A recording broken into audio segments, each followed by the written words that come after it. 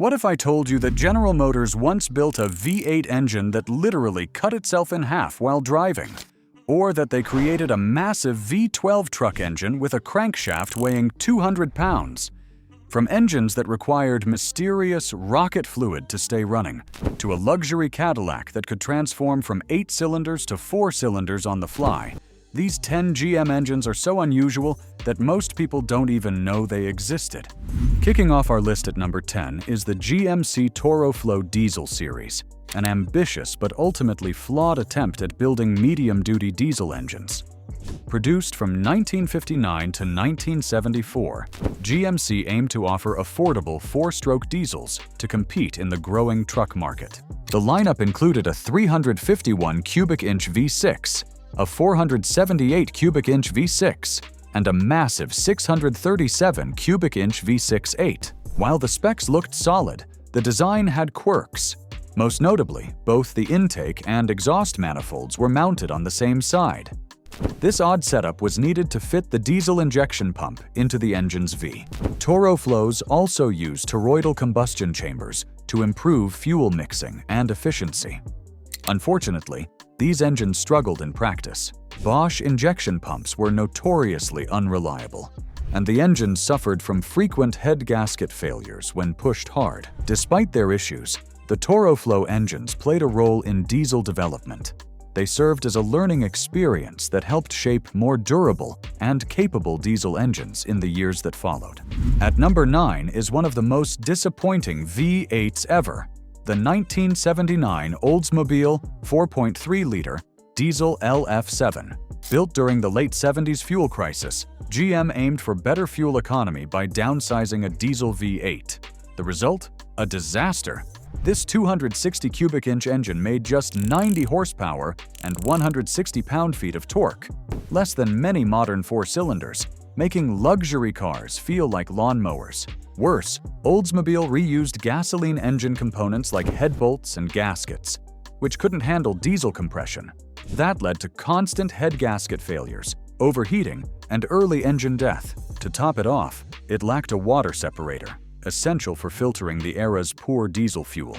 Water contamination caused rust and destroyed injection pumps. The engine was so unreliable that GM killed it after just 1 year. It only appeared in the 1979 Cutlass Salon and Supreme, and it remains one of GM's most infamous engine failures. At number 8, we have an engine that wasn't what it claimed to be, the Pontiac 326, that was actually a 336. In 1963, Pontiac needed to replace the Buick-built 215 aluminum V8 in their compact cars, but they had to work within GM's corporate displacement limits. Pontiac's solution was to take their 389 cubic inch V8 and reduce the bore from 4.06 inches to 3.78 inches. This created an engine with exactly 336 cubic inches of displacement. However, to comply with corporate mandates about engine sizes in compact cars, Pontiac simply badged it as a 326. This wasn't just a paper exercise. The engine was genuinely different from the 389, sharing the same stroke, but with smaller pistons and cylinders. It produced between 250 and 260 horsepower, depending on configuration, making it quite potent for a small V8. The deception didn't last long. GM executives caught on to Pontiac's creative math, and for 1964, they forced Pontiac to actually reduce the bore to create a true 326 cubic inch engine. This makes the 1963 326 one of the rarest and most unusual engines in Pontiac's history. A 336 masquerading as a 326. Number 7 is the Buick V6, also known as the Fireball, an engine with one of the strangest development stories in automotive history. Introduced in 1962 as a budget move, it was essentially a Buick 215 aluminum V8 with 2 cylinders chopped off and a cast-iron block. Its most unusual trait was the odd fire design. Unlike typical V6, it fired unevenly, alternating between 90 and 150 degrees, which caused a rough idle and a choppy, tractor-like sound. In 1967, GM sold the engine tooling to Kaiser Jeep, who used it in their CJ models under the name Dauntless V6. But after the 1973 oil crisis, GM needed more fuel-efficient engines and bought the tooling back in 1974. They reintroduced the engine in 1975, still with the odd-fire setup, but finally updated it in 1977 with an even-fire crankshaft for smoother performance. This engine would later evolve into the famous Buick 3800, becoming one of the most successful V6s ever made, with over 25 million produced by 2008. Number 6 brings us to one of the most creative solutions to an engineering problem: the Pontiac Trophy 4. Faced with the need for a 4-cylinder engine, but lacking the budget to develop one from scratch, Pontiac engineers came up with a brilliant yet bizarre solution. They literally cut their 389 cubic inch V8 in half. The result was a massive 195.5 cubic inch 4-cylinder engine, enormous by 4-cylinder standards. This creative approach allowed Pontiac to share over 120 components between the Trophy 4 and their full-size V8, including pistons, connecting rods, and even cylinder heads. It was economical to produce and surprisingly powerful, with the top version making 166 horsepower. But there was a major downside to this approach. The sheer size of the 4-cylinder made it incredibly unbalanced and prone to severe vibrations. Pontiac tried to tame it with large rubber motor mounts and the Tempest's unique rope drive system. But the engine still earned the nickname Old Hay Baler due to its rough, agricultural-like operation when it fell out of tune. Despite its quirks, the Trophy 4 was a fascinating example of creative engineering under budget constraints. It powered the early Pontiac Tempest from 1961 to 1963, before being replaced by more conventional engines. If you're enjoying the content, don't forget to hit that like button and subscribe. Number 5 is the Cadillac V864, an engine that was decades ahead of its time, but failed spectacularly due to primitive technology.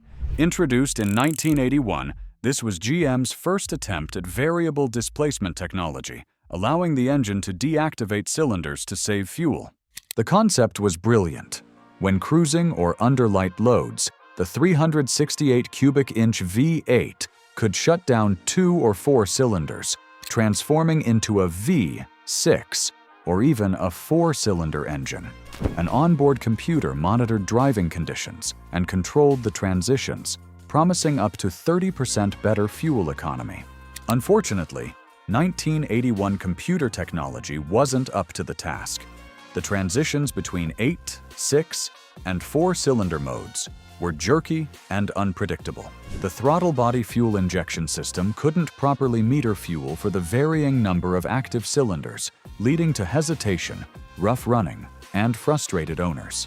The driving experience was so poor that many dealers simply disabled the system, locking the engine in V8 mode permanently. After just 1 year, Cadillac scrapped the entire program, making it one of GM's most infamous failures. Ironically, the VE864 was a visionary concept. Modern cylinder deactivation systems work flawlessly. But in 1981, the technology simply wasn't ready for such ambitious engineering. At number 4 is the Buick 215 V8, an engine so advanced it was almost too good for its time. Released in 1961, this all-aluminum V8 weighed just 324 pounds, making it one of the lightest mass-produced V8s ever. Buick used a cutting-edge aluminum alloy with 11 to 13% silicone to resist corrosion and added cast-iron sleeves to prevent cylinder wear. The result? A stellar power-to-weight ratio of just 1.5 pounds per cubic inch. Better than any American V8 of its era, producing up to 185 horsepower with a 4-barrel carb. It was built for GM's compact cars, delivering impressive performance, fuel economy, and handling thanks to its lightweight. However, US buyers weren't ready. Aluminum made it costlier to produce than traditional cast iron engines, and by 1963, GM shelved it. But its story didn't end there. GM sold the design to Rover in England, where it lived on in Land Rovers, MGs, and even Formula One cars well into the 1990s. The Buick 215 was a brilliant, underappreciated engine, decades ahead of its time.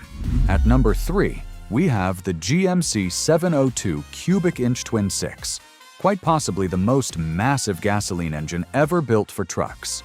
This 11.5-liter monster was essentially two 351 cubic inch V6 engines fused into a single V12, creating a mechanical giant that defied all logic. The scale of this engine was mind-boggling. The crankshaft alone weighed nearly 200 pounds, and the complete engine tipped the scales at 1,500 pounds. It required 4 gallons of oil and a water pump capable of moving 118 gallons per minute just to keep it cool. This wasn't just an engine, it was a piece of industrial machinery. But the real magic was in its torque output. While it only produced 275 horsepower at 2,400 RPM, it generated a staggering 630 pound-feet of torque at just 1,600 RPM. This made it perfect for heavy-duty applications like logging trucks, construction equipment, and even irrigation pumps. The Twin 6 was built to last, with many examples running 200,000 miles before needing major overhauls. However, by the mid-1960s, more efficient engines were taking over, and this mechanical dinosaur faded into obscurity. It remains a testament to an era when bigger is better was the engineering philosophy. Number 2 takes us back to the golden age of luxury with the Cadillac V16, an engine so extravagant that it defined automotive excess. Introduced in 1930, this wasn't just one engine, but 2 completely different V16 designs spanning a decade. The first V16, produced from 1930 to 1937, displaced 452 cubic inches and was a marvel of smoothness. Cadillac developed the industry's first hydraulic lash adjusters, making the engine so quiet and smooth that you could supposedly balance a dime on the valve cover while it was running. With 185 horsepower and 320 pound-feet of torque, it powered some of the largest and most luxurious cars ever built, with wheelbases stretching to 154 inches and weights reaching 6,600 pounds. In 1938, Cadillac shocked the world by introducing a completely redesigned V16 with a 135-degree flathead design.